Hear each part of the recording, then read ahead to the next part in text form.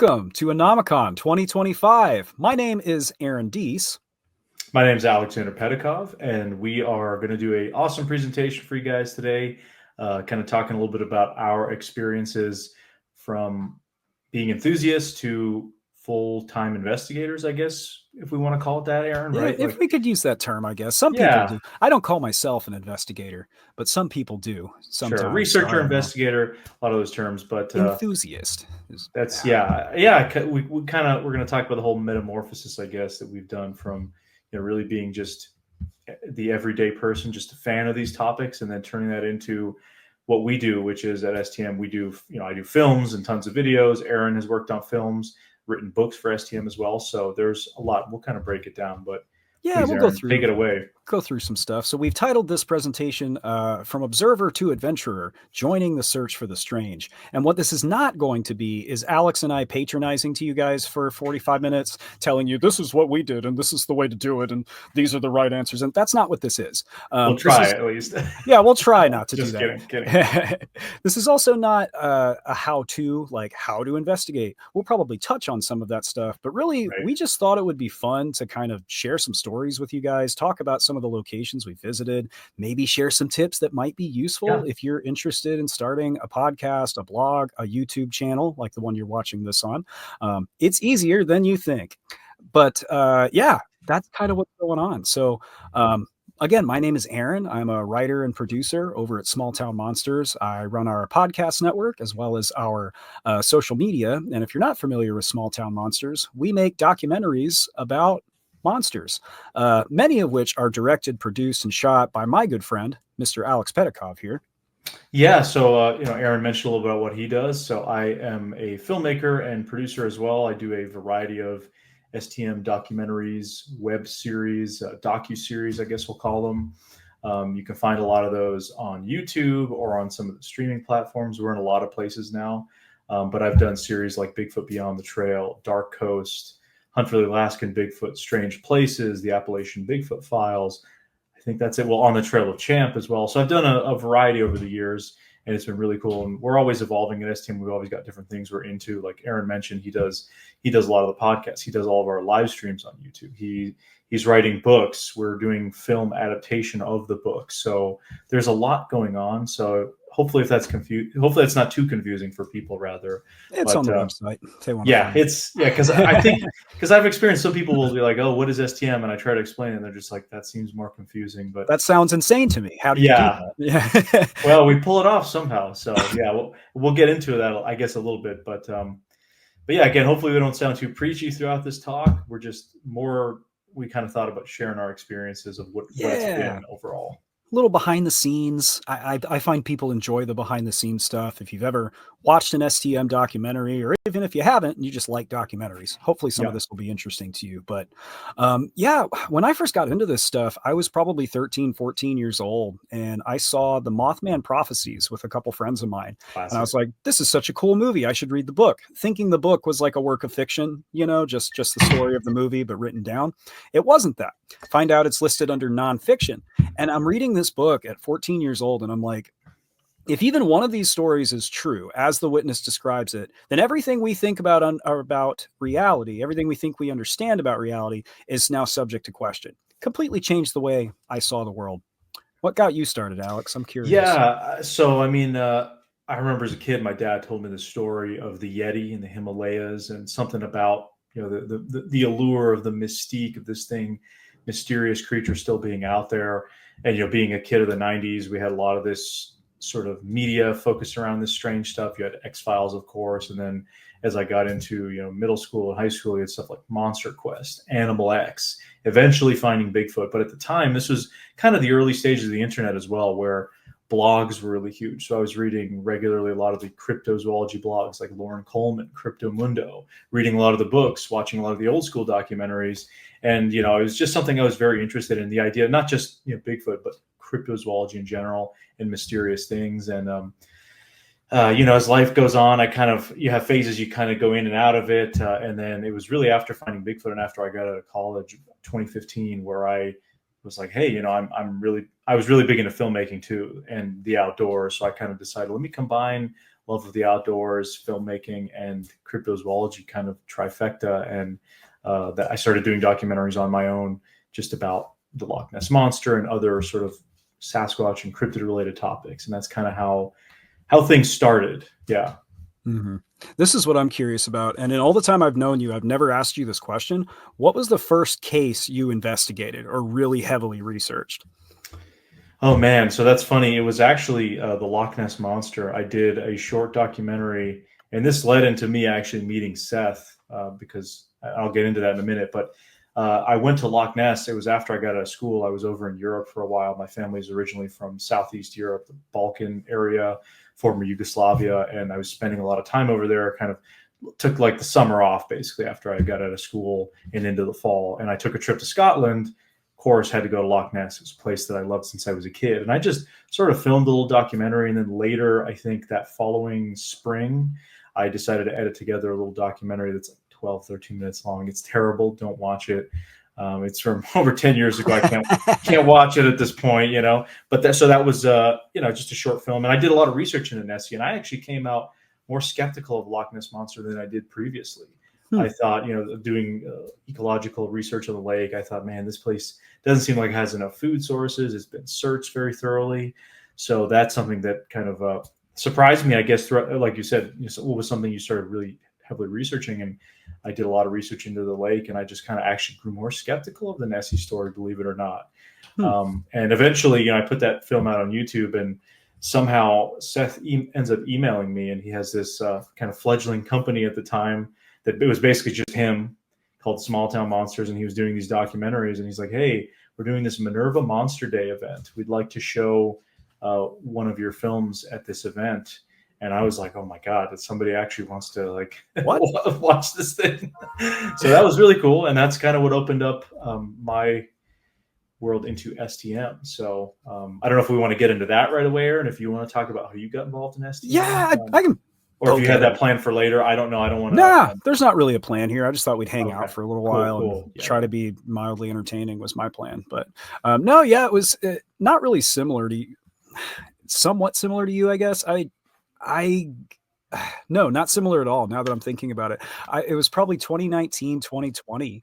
And I was just looking for something to do. I was going through a rough phase in life.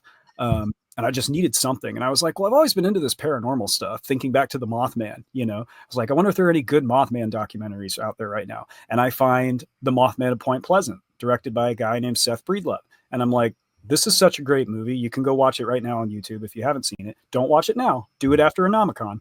And I thought it was fantastic. And I was like, I want to see what else this guy has directed. This was incredible. So I go searching, and I watch some of the On the Trail of Bigfoot stuff, some stuff that you were in, and I was like, these people seem really cool. I really like their approach. I'm going to see what they're doing on social media. Does this company have a social media presence? Turns out it does. So I followed STM and kind of just kept an eye on things for a while and worked up the courage to comment on some things. I think you and I met in a clubhouse room. Yeah, I remember talking to you before. Yeah, definitely. In when you were still doing, Hey Strangeness and other stuff. So yeah, ended up starting a podcast called Hey Strangeness, which is not doing anything right now. And long story short, got the opportunity to write a book with STM, and then jump up another 3 years, and this is my full-time job. But what's cool about this, and the reason I worked this into the notes, the reason I wanted to share it is I think a lot of people come to this world interested in creating something or joining the conversation or making a contribution, and they think that they need like cred, or existing cloud, or they need to be semi-famous already, which I don't think either of us consider ourselves famous. We just make movies, you don't need to do that. Literally anybody can join the conversation here, and we'll circle back to that later. But yeah, no, I definitely agree. Again, like in my case at the time, I guess Seth just liked this video about the Loch Ness Monster. And, after I put that film out, I was also doing some Bigfoot related stuff. So I ended up showing a short Bigfoot film at this Minerva Monster Day event. And that eventually led to down the road, Seth had asked me to do a series for STM. And that was what turned into On the Trail of Champ back in 2017 into 2018. But I do just want to back up and ask you if there was like a first case or investigation that you had done similar to how I had done kind of the Loch Ness thing, or what was your first big case, disregarding what we were just talking about STM wise. Yeah, no, I kind of ran ahead there. No, you're good. I wanted to make sure that yeah, it's a fun one. I like this one because it gives me a chance to tell a story. But there's a local legend here in San Antonio. I'm in San Antonio, Texas, called the Dancing Devil of El Camaroncito. And El Camaroncito translates to the Little Shrimp, which was a nightclub that used to be on the west side of town. It was apparently pretty popular. And the story goes that in 1975, on Halloween night, people are gathered at this nightclub. Everybody's in costume. They're dancing, having a great time, when this mysterious stranger comes in wearing a white suit. And West Side San Antonio is a pretty close-knit community. Most people that have been in the neighborhood for a generation or more, and there's a lot of them, know pretty much everybody else. And the area where this nightclub is located is right in the heart of West Side San Antonio. The reason I know that much is because my wife grew up 2 blocks from where this took place. So that's one of the reasons I'm so vested in this one. But the stranger comes in, he dances around the room, he dances with different people. They're like, wow, what a great dancer you are, mysterious stranger. And then somebody looks down at his feet. And there are a couple variations to the story here. In one, he has goat hooves. In another, he has chicken feet. And in another version, he has one of each. So it depends on who you ask, what block they're from, as to what version you get. But everybody freaks out. They're like, oh my goodness, I guess it was too realistic to be a costume because, again, this is Halloween. A mob is formed. They chase him into the back room of the establishment, and he escapes through a window. Nobody ever sees him again. And this is another place where the story varies. Sometimes he escaped through a window. Sometimes he just vanished into thin air. But in both versions, he left behind this lingering smell of like sulfur. Like volcanic ash, which is super interesting. Now, this is a super great story. I like it because I have family members, through my wife who grew up hearing it, my cousin was there, my uncle was there. But what's really, really cool, what the reason I'm so latched onto it is there's another story from Ireland going back to, I believe, the 1500s. And I didn't double check my notes, but there was this group called the Hellfire Club, who there were a lot of rumors that circulated about them, but they were believed by many people to be like Satan worshipers, pagans, whatever term, those are not the same thing, but in some conversations, people will interchange them. They were thought of as not being good people by the powers of the day. There's a story that one night a mysterious stranger shows up at this club and they're playing cards and they're drinking and maybe worshiping the devil. I don't know. But halfway through the card game, someone looks down, looks at this guy's feet, and what does he have? Goat hooves. They freak out. They're like, what is going on here? It's a monster. Disappears, leaves behind the smell of sulfur. So whether or not either of these stories are true, I love the fact that this motif pops up in 1500s Ireland and in San Antonio, Texas in 1975. What that means, how it got there, whether there's actually a dancing stinky devil running around the world that just pops up every 500 years, I don't know. Just trying to get in the club, man. What's wrong with that? Yeah, there's nothing wrong. He just wants to play cards and dance. Let the guy hang. But the sulfur thing is, I think, a motif, right? I mean, that's often described in, especially in some of these, I don't want to say colonial, but, more kind of Christian-centric stories of, somebody smelling like sulfur. That's a sign of the devil, right? What is sulfur associated with fire, with, volcanoes, ash, that kind of thing. So that has a sort of devilish connotation. So that is interesting. Right? Like there's multiple things that kind of overlap into this similar idea of, if you go to this place where people are doing bad things, the devil will get you. And this story is used locally as like a cautionary tale. My wife grew up hearing it as like don't go out past your curfew, don't sneak out, listen to your mother. The common version you'll find online is that a young woman's mother told her not to go dancing, and she did anyway. But it's interesting because once you get in the neighborhood and talk to people, it's like, this story is actually present here before the internet chatter, before the people like you and I came along and started writing books and making movies about this stuff, and the reason I'm so stuck with it is because it's so close to home for me, literally. I can go talk to people who are like, yeah, I heard it in 1976. I heard it in 1977. So it's a fun one. It's a fun one. Today, the location has been renovated, and it is the 420th store location for the La Michoacana Meat Market, which is based in Houston. Little history there for you. And the reason I put this in here is there's another point to that. There's a very good chance that wherever you are in the world, there's something nearby that you can look into, whether it's a ghost, a monster, a UFO sighting, a mysterious disappearance. Buried treasure doesn't get a lot of attention these days, but North America has a lot of buried treasure legends. You don't have to travel to Oak Island. You can go somewhere probably closer to you. Yeah. Jesse James is supposed to have a buried treasure somewhere in either Oklahoma or Texas. I forget which. Yeah. Yeah. That's a fun one. No, that's a good point. There's definitely, I think a lot of times people think, oh, I need to travel to Loch Ness to search for a lake monster. Well, chances are there's probably a local lake monster legend around you somewhere. Or, even Bigfoot. That's something we've experienced where in the past people thought it was typically just the Pacific Northwest. But of course, pretty much now it's anywhere where there's mountainous areas, at least in the US or Canada, like the Appalachian Mountains, the Rocky Mountains, the swamps down south. So, you can check out resources that'll show local sightings, Bigfoot Mapping Project, BFRO, yada yada. The rest. So yeah, like you said, it can apply to a lot of different stories and stuff that might be close to you.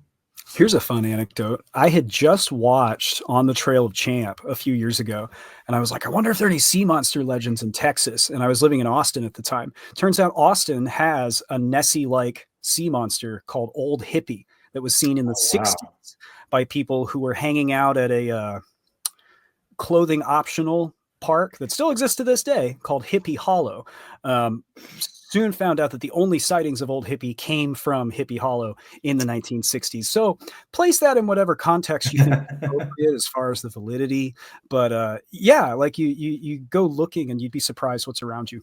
Mm-hmm. Well, and I think that applies to, in my case with this Loch Ness documentary I did that was, got me introduced to STM. Basically, I'd always been more interested in Loch Ness, even though it was across the ocean from me. Whereas I grew up a few hours from Lake Champlain, which has Champ, the lake monster, one of the more, well-known ones in North America. It kind of takes a backseat to Nessie, but I hadn't done a lot of research into that. And that led perfectly into when I did On the Trail of Champ for Small Town Monsters. I learned a lot about that lake that I didn't know. And, I actually thought, well, hey, there's more of a chance that something like Champ might exist compared to Nessie. So that's something, again, it was definitely a local kind of or semi-local tie-in for me. Yeah.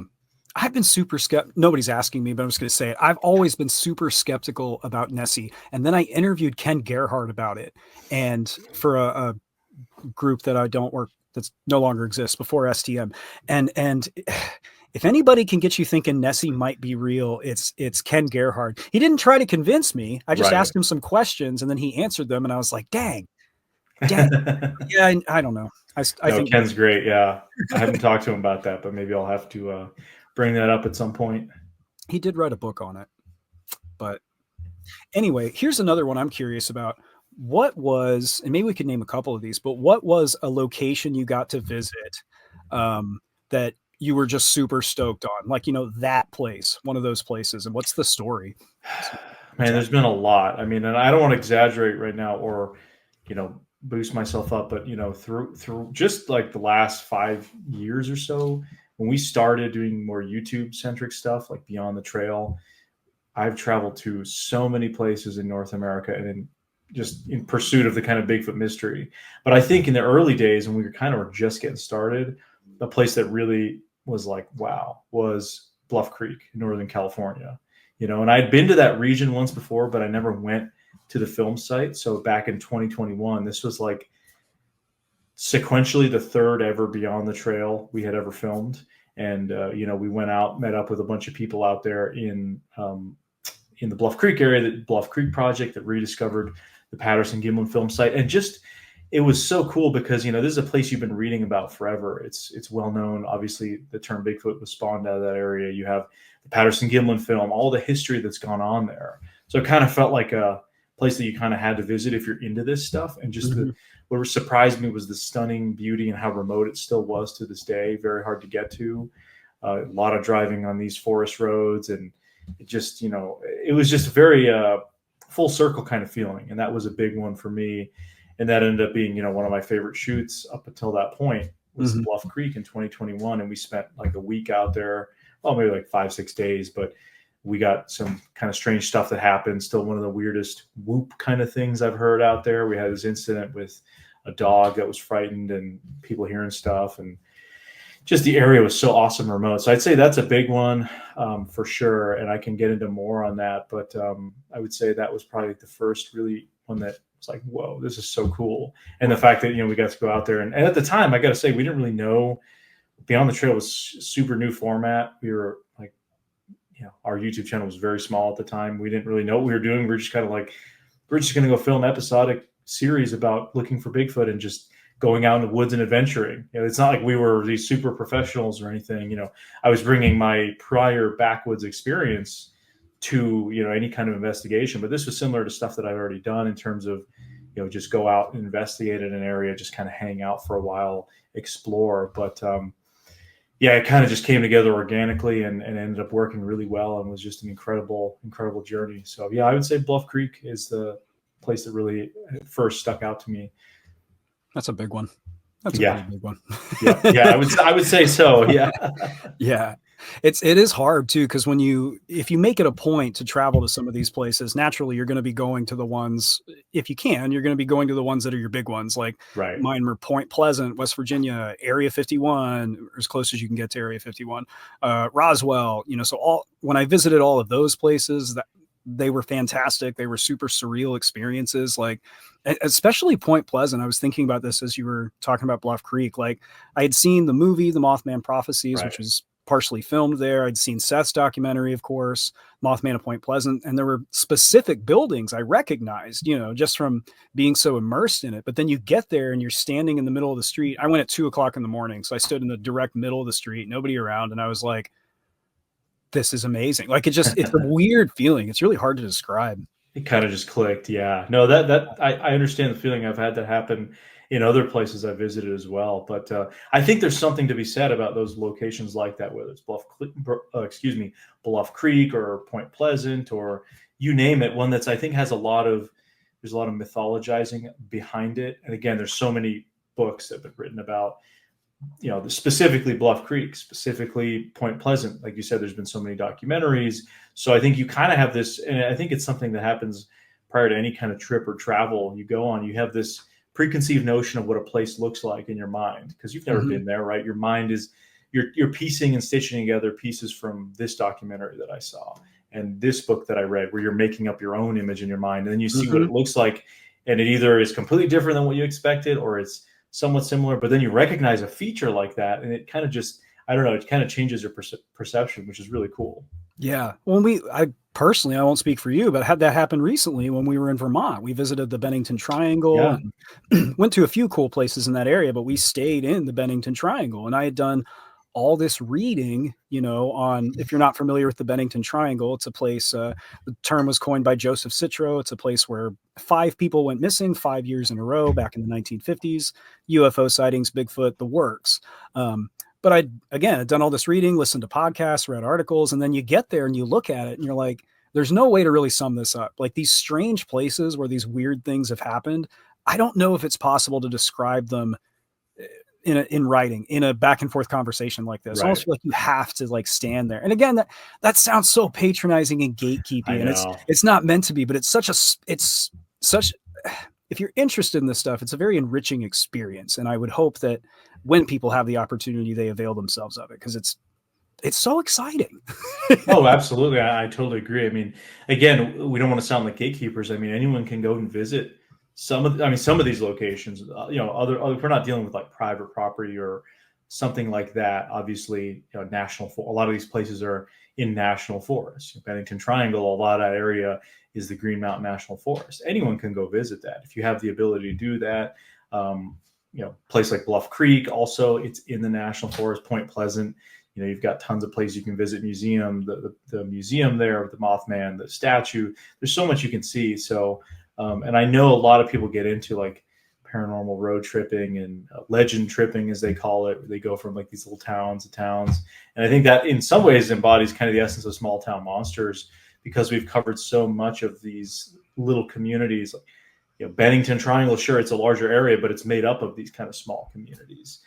So I don't know where I'm going with this tangent, but it kind of, again, I'm just trying to stress that like anyone can really do this. And I think we'll get more into that later, but we've just had the good luck of being able to go to so many of them. And that's why I kind of, I guess, hopefully you guys are enjoying what we're having to tell you here. Yeah, we can't see the chat because this is pre-recorded, but you know, hopefully people haven't logged off. Everyone's booing us in the chat, and it's like, it's okay. It's me in there right now. These guys are awful. This is boring. No, if you don't like this, come back after it's over for the next presentation. It will definitely be different and probably much better. But no. No, there's another place we went, which you can actually see in the Dogman Triangle, Werewolves in the Lone Star State, was Plum Creek, which is another one here in Texas. And again, the reason this went in my notes is because it's weird the way these things link up with you. My grandmother, before she passed away, was staying in a home in Lockhart, Texas. The Plum Creek Monster, which I'll explain what that is in a moment, also was in Plum Creek, Texas. So we visited this place during the filming for the Dogman Triangle, and I had been driving in and out of this neighborhood for years, not realizing that this werewolf sighting was right around the corner, because yes, it's a werewolf thing. Back in the 80s, there were a few witnesses who reported seeing upright canine-like creatures out in the Texas Hill Country in the Lockhart area near near a creek known as Plum Creek. And there are different ideas about what they may have been, just like there always are when it comes to these Dogman sightings. This is former Comanche land, so maybe it's a Native American curse. I'm not a proponent of that idea. That's just something people have said. Maybe it's some kind of an animal. Maybe it's a very large coyote. Who knows? But one of the witnesses who was interviewed for the newspapers was a guy named James Witter.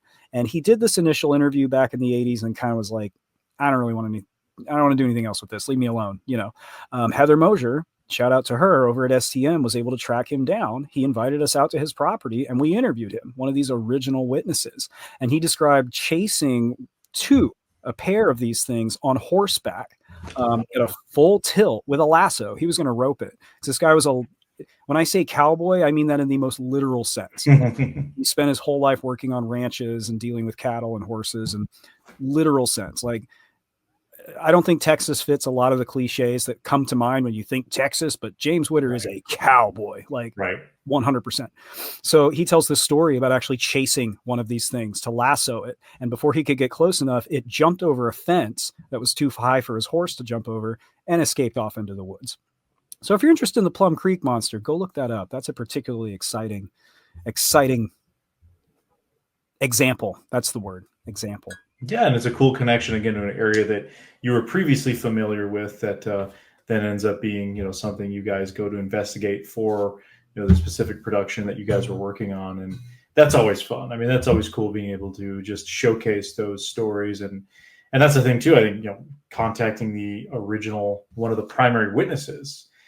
You know, I was just doing a project recently where I've talked to primary witnesses of the same incident, like almost 8 years apart. And it's interesting because you have to draw back to that. And I think that's part of the cool thing that we do at Small Town Monsters, is we really try to talk to those people. I think in a lot of ways, these documentaries serve as a way to preserve the record on some of these stories, because unfortunately there are certain cases that people are like, hey, you guys should do a film on the Hopkinsville goblins or whatever. That's one, for example, we get a lot. Mm-hmm. It's like, unfortunately, a lot of the people involved are no longer with us. So we always try to reach out to the primary witnesses and the people who have things going on or had things going on. So yeah, that's kind of part of the approach too. Yeah. Yeah. And I think that stuff's important because, like, I'll mention another one of Seth's productions, the Flatwoods Monster. He was able to interview some of the original witnesses. Right. And there are details in that movie that the original witnesses will explain that contradict the popular TikTok version or the popular internet version. Same basic narrative, same basic story, but the whole thing about, the dog died. That didn't happen. Right. There's little things. So when you're able to talk to these people and hear it from them firsthand, you get the chance to preserve that. And eventually, unfortunately, like you mentioned, people pass away. Life is short. Time is inexorable. So when you can do that, I think it's really valuable. Yeah, definitely. Yeah. Here's a question for you though, and this will probably appeal to anyone who's ever seen anything that you've ever filmed. How do me specifically, no one else, not really, how do I start researching Bigfoot?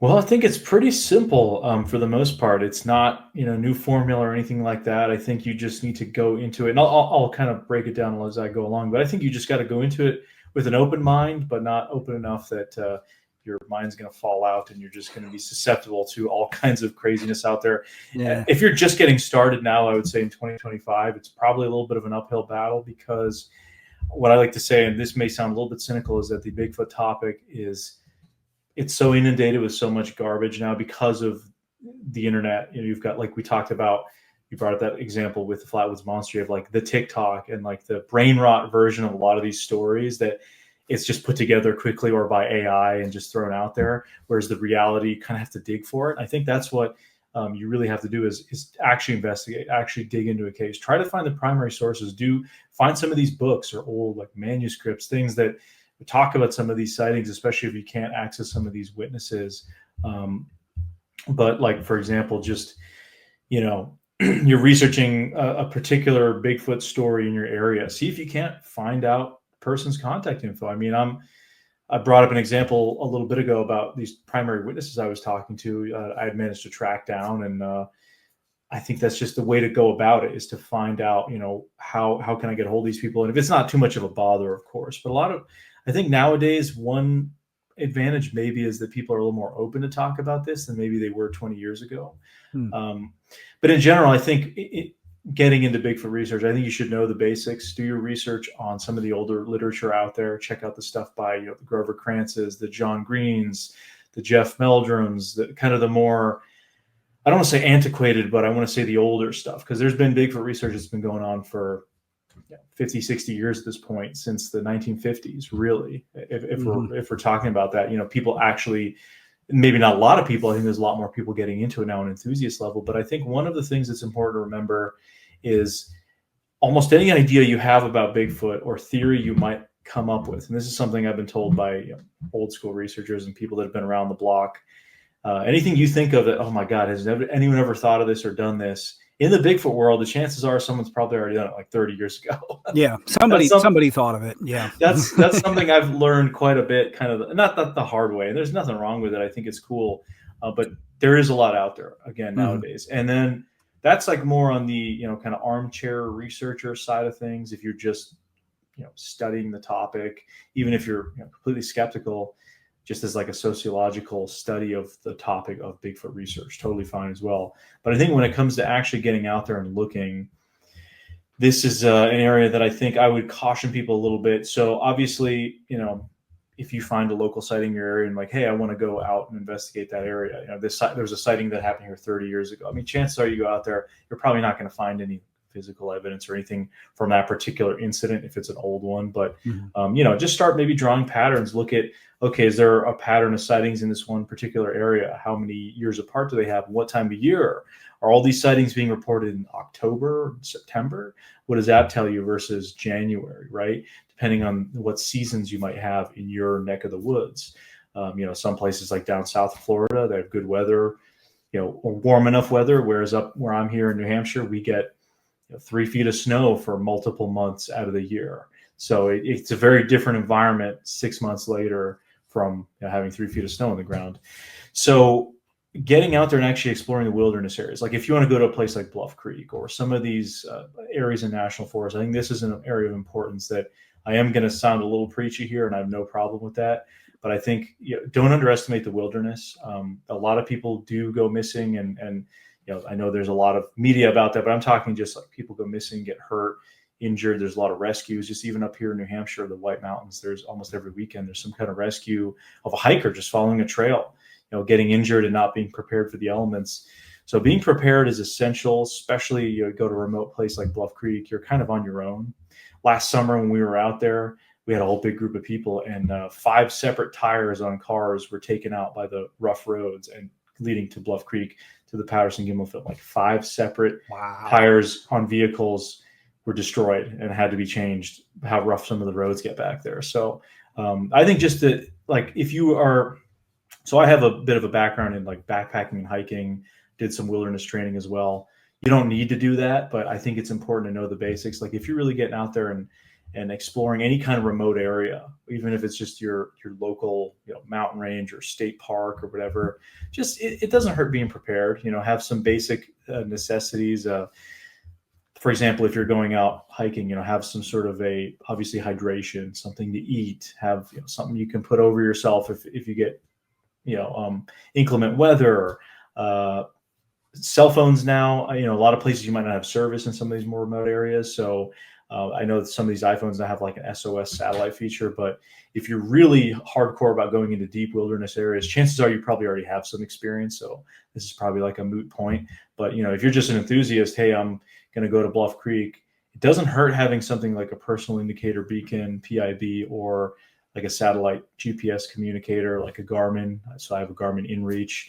I think that's a little bit more for like advanced, a lot of people that maybe do more intense hiking and that sort of stuff. And again, not trying to say you can't get into this. When I started hiking and backpacking, I didn't really know what I was doing, and you just kind of learn over the years. But you don't want to be one that learns in the wrong way because of some kind of an injury or an accident, or God forbid something worse that happens. Because there's a lot of horror stories out there of people in the wilderness. I think safety is paramount in general when you're getting out into some of these areas. Mm-hmm. Again, it can be a swamp in your area. Know the threats that you might face in the area in terms of wildlife. I mean, most wildlife I would say is not, I don't want to say too dangerous, but know the wildlife. What happens if I get into an area and I get bit by a cottonmouth? That can be very serious. That can ruin your year. I mean, yeah. Or if you're in an area, Northern California, Alaska, whatever, you've got bear and moose and mountain lions and some of these critters you might encounter. Chances are very rare you will. If you see a moose from a distance, that's really cool. But I think, again, safety is a really important aspect to just going out. And a lot of times, you go out these, going alone is one thing too, I should say. Probably in some of these super remote areas, I would advise. And, I've done this, but I have some experience. Now, a lot of these trips end up being group trips. You go with friends and family. That's awesome. You got somebody to watch your back. You got people to help out if something, God forbid, does happen. But chances are, you go for a week in a national forest somewhere, you drive into a location, you car camp, you're in a remote place with some friends and family. And from there, you can kind of do whatever you want in terms of research. If you want, or research or investigating, if you just want to hang out, a lot of times people consider some Bigfooting as just like camping with a purpose. I think that can be accurate. Yeah, you just go to the place. Like you don't have to bring a thermal imager and a drone and all right. that. Yeah, just have fun with it. Try to explore the area. Like if you're, hey, we're going to camp in this spot for 4 days. I want to go explore the lake that's a quarter mile away. Let's do a hike there. Let's map the area out. Let's study the area before you go there. If you know where you're going to go, like on Google Earth or Google Maps, just check it out. See what the topography looks like. Get a feel for the area. I mean, chances are you go out there, you're probably not going to have anything strange happen. Don't let the Bigfoot in the brain or confirmation bias kind of take hold of you. Stay skeptical and have a good time. But if you actually want to start like a rigorous kind of investigative or research process, then there's like kind of more citizen science path you want to look at. Like, oh, okay, I got this patch of woods. I want to put up camera traps or long-term audio recorders. How am I going to do that? That's where you get more into the intense stuff where you want to start maybe taking notes, daily observations, when you're leaving equipment out there. I mean, once we go down that path, I think that's a little more than like the weekend warrior type stuff. Mm-hmm. But again, I think what I'm trying to say here is I think just if you have the bases covered in terms of safety and all the precautions, you can have a good time. And I'm really big on that. And that's why I try to stress it because, again, I do hear a lot of these stories. I mean, we had just an incident end of last year in the Gifford Pinchot National Forest in the Pacific Northwest in Washington. There were 2 guys who unfortunately lost their lives out in the wilderness because they hit rough weather time of year where you get a lot of snow in the mountains. They weren't prepared. They were supposedly out doing some Bigfooting stuff. And one thing I really stress, and this is something from my hiking and backpacking days and hiking these mountains in the dead of winter and realizing, the weather conditions just take a turn for the worst. Don't push it. If you say, hey, we got to bail out of here, do it. The mountains will be there another day. You might not be. Yeah. So don't push your luck. Oh, my car can make it through this one little ditch here. We're not going to get stuck. We're 10 miles on a Forest Service road. If it's not worth the risk, I would say don't do it. Just think about it, think smart. And again, just be aware. And also, unfortunately, be aware that, not everyone out there in the wilderness that you're sharing that space with has the same intentions as you. You can meet some fantastic people. I've met amazing folks just happen to pull into the same Forest Service campsite. We share a meal together, have fun, talk about, maybe they have some cool stories. But unfortunately, there are people who maybe don't have that same mindset.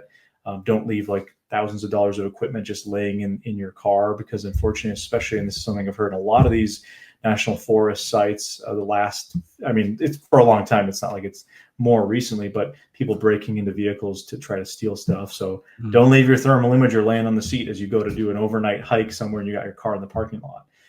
So just be smart about it. It's like doing any kind of activity, any kind of normal, enjoying the wilderness. Just be smart about it. And once you kind of get all those bases covered, I think you can really have fun with it and approach the topic however you'd like. Yeah. I think that's a great way to start. And I think that's important too, because there's ideas that like, you have to do it this way. You have to go to this place. You have to go out at this time of the day. You have to have this kind of equipment. And you don't. No. You straight up don't. Like Patterson and Gimlin had a handheld crank camera, for goodness sake, and we're still talking about them 50 odd years later. So well, and like, here's something that recently I got to talk about, and recently I got to meet Les Stroud, who is such a huge influence to me. Survivor Man, I mean, that influenced a huge amount of my I've watched that show for years. Yeah, if it's somebody could survive in the wilderness, it's him. But we were talking about the commonalities of some of the best Bigfoot sightings, my personal favorite Bigfoot sightings.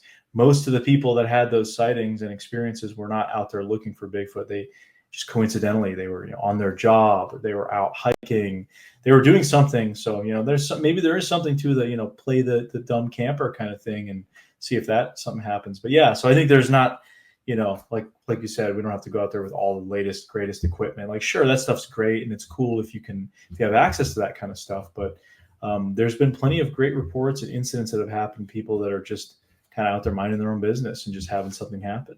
Yeah. And again, I'm not going to say you go out there guarantee you're going to have activity every time. Definitely follow these 3 easy steps for a guaranteed Bigfoot sighting. Only $9.90. Yeah, exactly. Yeah. And that's the thing. Like, you get interested in this stuff and you think, oh, it'd be so cool to have a sighting. It'd be so cool to see it. But like, it seems like 9 times out of 10, the people that have these encounters, whether it's a ghost, a UFO, Dogman, Sasquatch, they're not expecting it. They're not looking for it. Yeah, they weren't looking for it. Business. Yeah.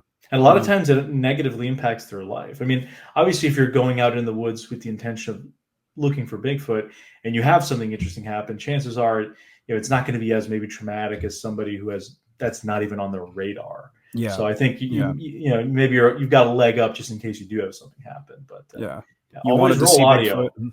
That's always another thing. I just got to add this quick. Audio, I know it's tough and it can be hard to sometimes always run video on a phone or a GoPro or a camera. It takes up a lot of storage space. Get a good audio recorder, a Zoom H1N1, some of the Olympus ones. There's like these little recorders you can get for less than $100. You can just run that audio the moment you get to camp and run it all night long, switch out the battery. That way, if you do have something weird or some noise that you hear, it's not just a story. Oh, we actually got it on audio, because always run audio. That's something that much more, I would say, professional and better researchers than myself have stressed in the past. And I wholeheartedly agree. Heard that one numerous times. Yeah. Yeah. Now that's kind of on the line of, physical, getting out there, having fun, research, doing it safely and smartly. But that's one side of the element. We talked about kind of the armchair stuff at first, but on that note, I'd like to ask you, Aaron, about what does it take to write a book? You have done, this is not something I've experienced with, I'm more of just like, hey, send me out in the woods, I'm going to do this. What about writing books about these topics? Because that's a different type of research than getting out, like physically searching for hair samples or whatever. Writing a book is different. Why don't you walk me through kind of some of what that looks like, or what you could share? Well, for the 2 people who are interested in this, maybe there's somebody out there, but, and this is whether you're writing a book or a podcast outline or a narration script or an article, whatever it is, idea, outline, draft, destroy, revise, repeat. Like it's a continual process of coming up with ideas, putting them on paper, tweaking them, changing them. You get new information. It changes the idea. The biggest thing, the best piece of advice anybody can give you is just start writing. Just go for it. Writers write. That's the way it is. This is a fun anecdote from Nick Redfern that came to me through Ken Gerhard, but ditch diggers dig ditches. Writers write. You just got to go for it. And getting past that initial block of like, this is so much work, I'm never going to get it done, I'm not smart enough to do this, all the imposter syndrome stuff, ignore all of that. If you write 500 words a day, 1,000 words a week, whatever your creative output capability is, eventually that thing gonna get written. You don't have to know how it ends when it starts. You don't have to write it in order, and you can change your ideas about what it looks like at any point. It's your book. So the biggest thing is like, just go for it. And then people ask, well, how do I get published? There are a million ways to get published these days. You can self-publish. There are tons of indie publishers that are interested in this kind of stuff, such as Small Town Monsters Publishing. There are a lot of ways to get your work out there, but the biggest thing is like, just to go for it, and don't let any naysayers or negativity you might encounter along the way stop you. I was on one of the online discussion groups one day, and someone asked like, hey, I'm interested in cryptozoology. How do I start looking into this just as an enthusiast? And the top comment was from someone who was like, well, the first thing you should do is get a degree in zoology. And I was like, no, because no one has time to do that. That's great if you can, and that's awesome. If you want to do that, that's totally cool. Yeah, that's great, but you don't have to. You can. 99% of people aren't going to do that. Yeah. Who has the time or money? Like what? The whole beauty of this, and what I really love about it, is that anybody is welcome. There's a seat at the table for everybody. We can all bring our ideas and our own take and our own perspective, because there's no paranormal regulatory commission. There's no master's degree in Sasquatch research. That's kind of a great thing, I think. Maybe one day there will be. Maybe one day we'll have enough data that we can do that. But it takes all of us right now who are just enthusiasts contributing to that pile to push us to that point. And you can do it too. Look straight at the camera for this. You too. That was kind of the point for me of this whole presentation. I thought it'd be fun to share some stories and some creepy encounters, and just kind of make the point that, like, hey, we're all on the same team. Yeah, I think that's a great idea, because I think a lot of times people, I've experienced this over the years. I guess people kind of put you on a pedestal because, you're with Small Town Monsters, or you do this, like, oh, you're with them. Like there's jealousy that comes with that, but there's also like people put you on a pedestal, and I'm like, well, I'm not really doing anything different than I was when we had, barely any subscribers on YouTube, and we were just like, let's just go film ourselves. Like there's nothing really fun. I mean, obviously you evolve over time, but there's nothing fundamentally different. Like we're ultimately two regular guys that we have fun, and we have, been blessed to be put in a position where we can kind of pursue these passions and really, I think go the next level into some of the research and the investigations, whether it's again for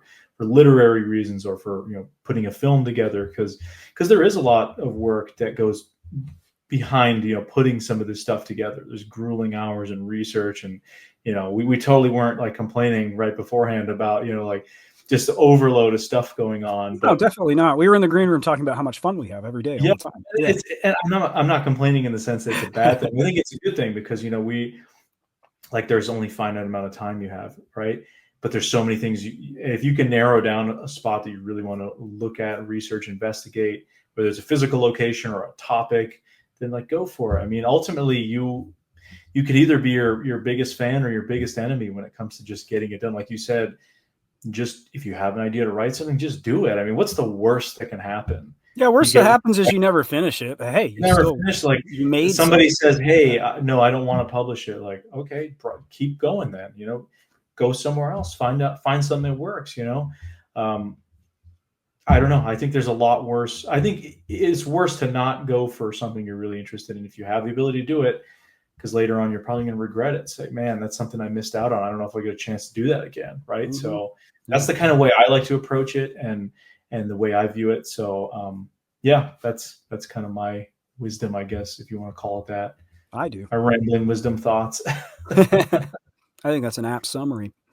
And I think that brings us about to the end of our time, Alex. So do stick around for the rest of ANOMACON, because it's great. And Small Town Monsters, of course, we're very humbled and proud to be sponsors of ANOMACON this year. So thank you to Ryan Sprague for having us, for inviting us to be on here. It's been a privilege for me. Yes. Yeah, definitely. And check us out if you guys want to see more about what we've talked about. Just go to smalltownmonsters.com.